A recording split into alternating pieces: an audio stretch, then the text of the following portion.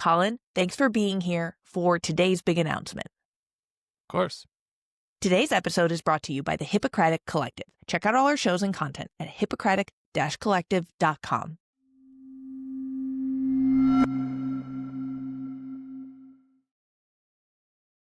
Drum roll, please. I am going on sabbatical. Woo. We're a few days away. I am in the throes of packing, agenda, itinerary. I do pretty in-depth packing lists for all the fits. And in a few days, I will be flying overseas and I'm going to be out of the country for 4.5 weeks, all of September. Yeah, this has been kind of like a secret trip that we've had planned for a long time. I think we started to tell people kind of in the spring a little bit, but I feel like we did not tell people. We didn't want to worry everyone because we hadn't told anyone that you were going to leave, and that would be an obvious how are you going to take 5 weeks off if you're not quitting medicine? Right. Yeah. I mean, so basically, because understandably, I feel like it is crazy to just be able to book a month and to make that decision. What happened is 1 year ago, September 2024, I knew that I was not going to renew my contract up this year. I knew that I did not want to go work at another hospital. I was leaving medicine. And so I went ahead. Colin gave me the green light. I went and I booked this full month in Europe. I didn't know what I would be doing now, but really most likely what we thought that I'd be doing is actually taking a 3 to 6 month bigger sabbatical, just time off of work. That was kind of the plan, although I'm going to call it the backup plan because I didn't want to do that. I didn't want to stop working. I was hopefully I have other work by then, but I knew that I ultimately wanted the type of work and career where a month sabbatical was possible. I have never taken time off before. Yeah, I mean, a year ago, you were doing your other podcast, you were doing a little bit of consulting work, and you were building a network pretty aggressively. And I think we both basically said, look, there's a pretty good chance you're going to figure something out by the time we hit, the spring or even the end of the contract that you were on. But if not, then basically just straight up take August, September, and October off. Probably by the end of October, you got to start legitimately. If there's nothing that has really materialized, we got to legitimately start applying for jobs and finding stuff there. But realistically, we had until basically January. Yeah. Yeah, that was the hard stop. If you didn't make any money, and it was fine. It was no problem. Colin and I crunched these numbers a million different ways, though. Again, this takes so much planning. I feel like I did understand and knew the limits of literally how many months could I go without bringing in income. Certainly 6 months would have been quite pushing it. I was not trying to do that, but it did bring me a lot of comfort knowing what the parameters were. And even just this thought of if I had to, right? If my body really gave up or if one of my bleeding ulcers ruptured, okay, I could have 3 months or something like that. So this sabbatical has been on the books for a long time. I will also share that a little known fact about me maybe is that I'm a person who loves and plays the points game. So this was booked mostly on points. And I have been playing the points game for about a decade now and gotten quite good at it. I really do love my redemptions and getting the best deals on these types of things. So yes, I have been traveling. And you're talking about credit card points. Oh yeah. What kind of points? What other points are there? I don't know, but yeah. Colin, it's a thing. People know the points game. I guess if you don't travel a ton, then you wouldn't know about the points game. But I definitely, I'm always happy to talk about, and I'll try to share as we go along different ways that the legs of the trip work. But I know that Colin wanted to talk about this a little bit transparently today. Yeah, I mean, because you're about to start posting and showing off living in France, Italy, and Switzerland for over a month. So I think a lot of people are going to have questions about just how are you doing this? Because, we're not staying at hostels. This is gonna be a nice trip. Um, I think could only be done with this much advanced planning. Um, Certainly you could just do this trip without the advanced planning, but it would cost, 3, 4, 5 times whatever you were able to pull off with this. Like you said, like you're always kind of scheming with this point stuff. So even before we had like officially booked this, I mean, probably even a year and a half ago, you started banking some of these bigger sets of points with different hotel chains or whatever it was. Cause you're also always looking out for like, well, yeah, we could go stay and have a free night in Nashville, at a Hilton or something. But if we hold on to this and we bank it, the next time that we're at some, amazing place somewhere around the world, it'll be a much better value. So like you were kind of primed for this anyway. Yeah, Colin does refer to it as scheming. Like I've definitely, for all of our bigger trips, like I'll present a PowerPoint. I'll be like, here's the vision. Here's the budget. Here's how I can, stretch these points as far as possible. And the Do you longest, remember do you remember the like original budget that we had talked about for this whole trip? was it 10,000? I think it was like 13,000. Yeah. Yeah. Yeah. So the longest that I have ever like taken off because yes, I love traveling and I didn't like totally give up traveling in residency and beyond, but definitely not more than a 10-day trip. I just was the longest thing I was ever able to swing would have been like 1 week with, um, you know, eating the weekends on both sides, maybe a long weekend on one of those sides. So in terms of, I basically have a huge Excel spreadsheet. It's open in front of me. We don't have to like go really deep into it today, but I will say that I tracked, of course, like every single hotel night, some Airbnbs, but like mostly hotels, and airfare, just like line itemed to account for all of like the costs for the trip from that front, like hotel and airfare. And honestly, like in Europe, yeah, hotel and airfare is a big part of it. Disclaimer, I'm not a foodie. I'm going to be alone for most of this trip. Colin is going to come out and meet me for a little bit in the middle to celebrate our anniversary, but it's mostly solo travel. I'm not a foodie.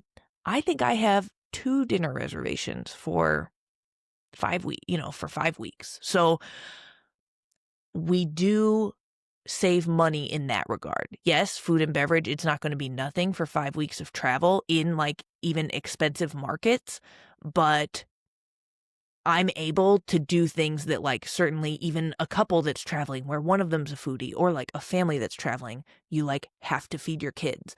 And Colin and I actually kind of do live like frat boys. Like our fridge just has like some blocks of cheese and a ton of different like kombuchas and mixers in it. Like that's legitimately how we live, and we just kind of like graze at times. And I think I could eat like 3 croissants a day at €8 each Yeah, we're and we're do pretty pretty well well. set up for like the European diet. Just, eat some pastries at a cafe in the morning and then, get a little cheese board or something late afternoon and then like we're good. Yeah, and not eat a late dinner.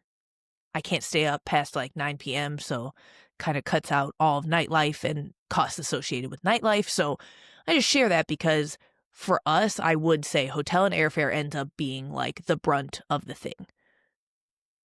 We're What also not really excursions people. I have like Yeah. 2 excursions for 5 weeks. So, Yeah, and this morphed a little bit too cuz I was originally supposed to be on this whole trip. I was going to like and work work remote. remote part-time, yeah. Yeah, but I took a new job like not long after we planned this. So you shifted a little bit how it was going to work because this was going to be much more Airbnb heavy, I feel like in the first iteration. But we shifted to you more being in hotels, which if anything, yeah, saved cost, right? Because you were able to use points for Yeah, hotels and get these more, get 3 nights, get a 4th free type thing. yeah. Um, so yeah. So, okay, when I'm looking at this spreadsheet and I have like the final line item down here is like hotel and airfare total. And that does include hotels and Airbnb and airfare, so like lodging and flights.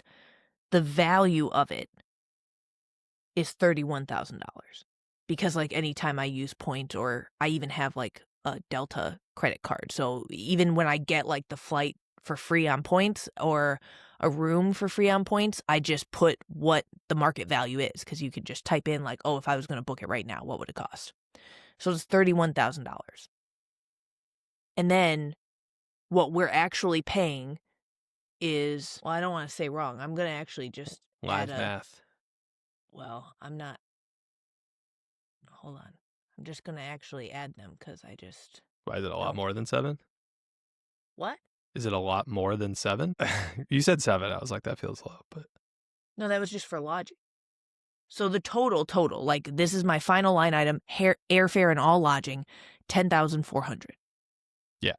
Right, which is what we were shooting for 10,000. That was like kind of the goal. We said, okay, we can, probably deal with a little bit more, but yeah, Yeah, 10,000 but was the like plan. that is crazy. Like I'm saying that I got a 300% of that value of what we're like investing into the trip. And I do think that goes back to the points game and being able to like stretch your money. Like yes, I will invest in stuff. I love traveling and I like traveling and staying in really gorgeous spots, but I do believe in stretching your money to the max, like legitimately. I think Colin will back me up there while you're there and like surrounding that experience. So I'll share 2 examples. So 2 of the bigger weeks, like towards the beginning, I'm in Paris for 8 days. Towards the end, I'm in Switzerland for 7 days during my birthday week. And like, let's look at those 2 specifically because they are like world-class 5-star hotels, like top of the top. Well, the first one is actually under the Hyatt family, which I was later to this party. I didn't know initially. I'd been seeing people talk about it for years, but I actually didn't get on the Hyatt point redemption until more recently, in more recent years. And so with Hyatt, they have the best And so with Hyatt, they have the best return where you can transfer your Chase Sapphire Reserve points over to Hyatt. And it really, like, it's pretty extraordinary, the good deals that you get that way. So even though this is a 5-star hotel, my favorite area of Paris, personally, like, it's exactly where I want to be. I can go everywhere on foot. I love the shopping, the little bars, everything there. It is 40,000 points a night on Hyatt. And that's really like, if you guys have seen comps on Marriott, on the Chase Reserve Edit, on Hilton, like 40,000 points a night. So I was able to get that full week plus in Paris, 100% on points. And that's very remarkable. I mean, again, like that's where a lot of these costs are being defrayed. Same thing in Switzerland. That is actually an SLH hotel, which this was like the best news. About a year ago, I think they announced it, but SLH got bought into Hilton. And we have a Hilton credit card. Like that's absolutely, I would say my workhorse personal credit cards are Chase Sapphire Reserve and Hilton. On the Hilton credit card, once the small leading hotels or small luxury hotels, that's what SLH is, of the world, that whole line, there's a lot of gorgeous boutique. We've stayed at a couple in Europe, Storfjord, Colin, if you remember, Yeah. outside of Alisund. That was one of our like favorite spots in Norway. So the SLH hotels are great, and it was a huge win for many of us when they got absorbed into Hilton. So I've been using the Hilton credit card for some time, and they do pretty good redemptions. That's an Amex. And what they have that can really like up the ante is that when you redeem a trip on points, you get the 5th night free. So I hear this is actually a 6-day, 5-night trip. The 5th night is just straight up free. And the first 4 nights, I had enough points to book for free on points at 110 points a night for 4 nights. So, what is that? Almost for 150,000. But I did have that, which a lot of people who use this card like can get there, and then the 5th night's free. But when you just even look at the value of those 2 things alone, I mean, those are some of the most beautiful places in the world, best hotels. And so I'm very excited, and I have been hoarding points for these types of purposes. And I go for every single like promo or a points bonus. Yeah. Yeah, this is like your favorite sport. This and like purses. Like legitimately, when I was studying for boards for ENT, Colin and I would go for long walks just like on weekends, and it would be my break. And the only two things that I ever wanted to talk about were like purses and travel. Like it is super, super soothing to me. To be clear, when we're talking about like stretching points and getting, the absolute best value and stuff, it is, true like value. It's not like you've found some like, oh, this is, a really cheap hotel that's like sneaky okay, and so we're just going to stay there for 20 days or something. You are trying to make this still a very nice trip, just done in a way that's not exorbitant, right? Because there's a super easy way. People that have tons of money just say, yeah, whatever, just I'll stay at all the 5 stars, and now it's a $100,000 trip. So I do think the average person who's trying to like figure out this trip here, yeah, you're either way downgrading accommodations and airfare and all that stuff and just like truly stretching it. But we've always kind of been of the mindset like it's not worth staying extra time or having a longer trip just to do it if the experience is much worse. We'd rather, Yeah. look at it from a value standpoint. But yeah, this is pretty impressive just how nice this whole thing's going to be for the cost of Yeah, like 10,400. what would normally be like a really nice week-long vacation in some Right. luxury area. Right. And some of it, like I said, even it will offset costs that like I'm alone for most of it because there's interesting, even psychologically, like, yeah, sure, when a couple's together and then you're in Paris together, like, of course, you'd probably order a bottle of wine in a way where, like, I am just not going to, like I really stay pretty lean, solo traveling. And I will say I was not always good at this, right? I just genuinely really like it. I've been doing it for years, but even I remember, in the 3 or 4 years ago, there were times where we did stay at like the Conrad Nashville, right? That's a Hilton one. That's just like convenient. And you can spend it's 80,000 points to stay there. Is kind of their base regular. So 80,000 Hilton points to stay there. Or you can pay cash. And on most nights in cash, like if it's not an event or a big Nashville weekend, it could be like $450 a night. Fine. Or you could pay 80,000 points for it. But for example, when I was in Napa a couple months ago, like I stayed at this gorgeous resort, Carneros, which I loved. Like I'm going to go back. They are at about 110,000 points a night. Or you can pay cash for that room. And like these are standalone little bungalows. You get your own like whole gorgeous accommodations. It had a center courtyard. It had a fire pit. Like I was not connected to anyone. I had my own standalone building. And those rooms were gorgeous. Property was amazing. You can pay about 2,100 for a night. Just go stay there for a night. Or you can spend 110,000 Hilton points. So I've had to learn by making the errors where like I have not optimally used points in the past, but now I'm just a shark about it. Yeah, you take it pretty seriously. But it works out. I think, So, yeah. Yeah, so I do. I mean, I'm really excited. I definitely do encourage people to get on the points game because I have had like so many really gorgeous, really like high touch, I think elevated luxury vacations. I do not have like extra spending money. Certainly I didn't as a resident and I don't now because I quit my job. So, we were able to be thoughtful about this and just wanted to share just some of those like tips. Like don't be sleeping on the Hyatt conversion if you have points, especially if you're one of the Chase people. You don't get a bonus transferring, but it really just ends up still being such a good deal. Outside of just the, sweet payoff of like points arbitrage, like what are you going to do on sabbatical? What's your plan? What are you excited about? Yes, I will be sharing. I definitely, anyone who like wanted all along Frances May in Paris content, or they love Emily in Paris, but they're like, I wish Emily was less demure, then you're going to get, your wishes are going to come true. Cause I'm excited to mostly unplug. I will be trying to keep some business hours very, very disciplined, where maybe it's like an hour in the morning and an hour in the evening, things like that. I do still, of course, want to see the world. Like that's why I'm going, to kind of get a life. So I'm not going to be on my laptop like the whole time. But I will say that this is my final push on my book, which I'm so excited about. And that's obviously been a labor of love for 3 years. Um, I'm really excited to like get this space.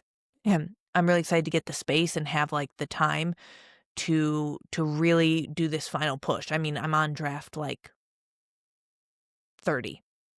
So we're very excited about that. I also do think that it'll get the creative juices flowing over there. I want to share with people that it is not easy. Obviously, like just a ton of thought and work went into this. And not only that, but because when I booked this trip a year ago, we had no idea what the fall would look like. This is like beyond my wildest dreams. And for the past 15 straight weeks, every week, I've asked Colin, like, should I cancel this trip? Like, I can't go. I got to work. Joan, my co-founder at the Hippocratic Collective, she dropped some wisdom on me pretty recently. She's constantly doing this. Sometimes I just don't want to be wise. But this was such good advice. And it really like shook me out of, I think, some bad takes that I had, which I was explaining to her, the sabbatical. She was like, I'm so happy for you. Like, I'm really pumped for you. You've never taken time off. Like, I've never done anything like this. Right. And so she was like, put an auto reply on your email. And I was like, Joan. And the issue I had with that, I was like, Joan, what if I have just arrived over there, right? And some incredible opportunity arises, right? Like a potential business partner, right? A potential sponsor. Like somebody reaches out via email and they get this auto reply from me that's like, hey, what's good? I'm in the south of France for the next few weeks. Anyway, like talk to you in October. I was like, I don't want to miss anything, right? I don't want to take my eye off the ball for a second. And she just said, it's kind of like panning for gold.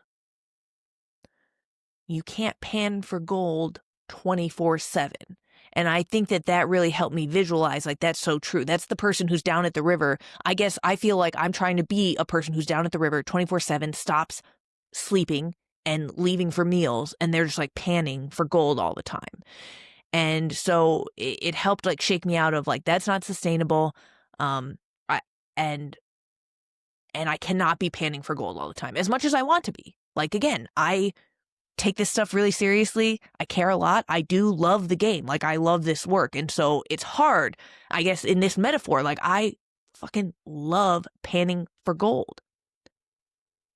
But it cannot be go, go, go, or I'm going to get another ulcer. Yeah, and again, the type of company you're trying to create here is one that encourages people to take time off, and that's like part of what you're fighting for in general. So if someone sees that auto reply and is like, I refuse to work with someone who takes time off, then they're just not a good fit anyway. So yeah, like if they were like, wow, she's soft. Wow, yeah. I thought she was a shrewd business person. Yeah, but now I see from this auto reply. Yeah. And she's gallivanting around Europe. That must mean she's like not a serious person. Yeah. And it's like, well, it's also I'm funny too serious of a person. Yeah, I mean, we've also seen this type of thing. Interestingly, like I had not even seen this type of behavior until I started working with you on stuff, because I feel like a lot of people in academics and academic medicine, they just do this. And sometimes they don't even put an auto reply on. They just don't respond for 2 months. And you're like, oh, I guess they never got it. And then they're like, you get an email back that's like, oh, sorry, just clearing my inbox out, real busy. Anyway, here's a reply. It's like, what? I don't think I've ever responded. If it's 2 months that I haven't responded to an email, I'm never responding to that email. It's done. Agreed. But academics, yeah, we've had this happen like multiple times, and it is insane. And this is also why I say that like most academics could not make it one day in the free market. Like that's not anything. I don't want to be aligned with academics. I do not think it's okay to just like disregard, all your incoming messages for that long. They are on their own separate, like very protected bubble of a thing. And I do think that in part, one of the reasons that I can succeed on the free market is because I'm used to having been on call for the past 8 years. Most of the time, I have been pretty on call in business now. And so I have to just really, like, I've worked doubly hard in August to get everything ready to be able to make this possible in September. And again, I'm sure pay for it in October, but I do think that it's going to be worth it. I'm glad you didn't let me cancel all those times I wanted to cancel, because now I'm excited. Now I'm like getting my itinerary and agenda and doing all my outfits. Yeah, and I feel like the Emily in Paris is a good comp because she appears to work 1 hour a day and just spends 20 minutes making an Instagram video, and then that's great. That's business. So Yeah, you yep. can do that. You just show up and hand someone a croissant, do a 5-minute presentation, and then go out to a bar. That's Yeah, basically, Suede Bug style. yeah, that could No, be your that's new great. life. So thank you all for listening. I'm very excited to take you on the journey. September is going to be big. I feel like I'm going to learn some shit that I needed to learn and that I've been, always able to distract myself from or, put off until now. Well, I'm excited to see you finally take some time off and just go out and enjoy life for, well, I should say this is the first time in your life that you'll enjoy life, but this is about the first time that you're going to take some real time off and just actually unplug. So, yeah, I'm excited for you. Thank you so much for tuning in today. Follow me on Instagram and TikTok at FrancisMayMD. Check out our website, hippocratic-collective.com, for more shows and content like this. Thank you for tuning in to this episode of Surgeon Interrupted. If you enjoyed the episode, please subscribe, rate, and leave us a review. And if y'all have great interest in the points game, I can do a much deeper dive and get all of us set up in that regard. Let me know.